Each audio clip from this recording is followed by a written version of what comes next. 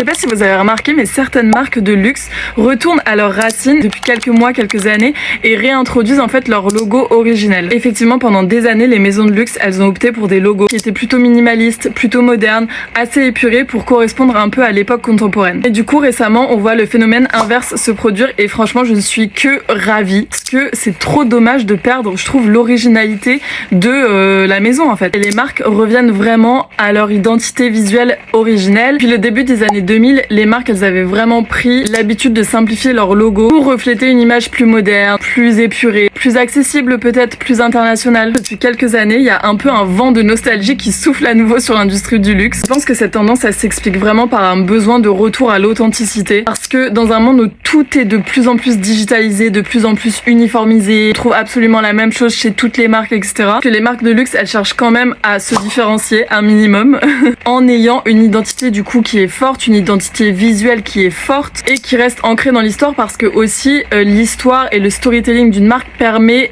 d'asseoir un peu sa légitimité. Et je pense aussi que l'idée de revenir à des logos originels, c'est aussi dans cette idée du coup de rappeler à leurs clients l'héritage, l'artisanat, pourquoi vraiment elles sont légitimes. Pour moi, ça permet vraiment de renforcer l'image d'exclusivité, d'authenticité. C'est des valeurs qui résonnent de plus en plus avec les consommateurs de luxe moderne en fait. Et aussi, je pense que ça crée un lien émotionnel avec la marque.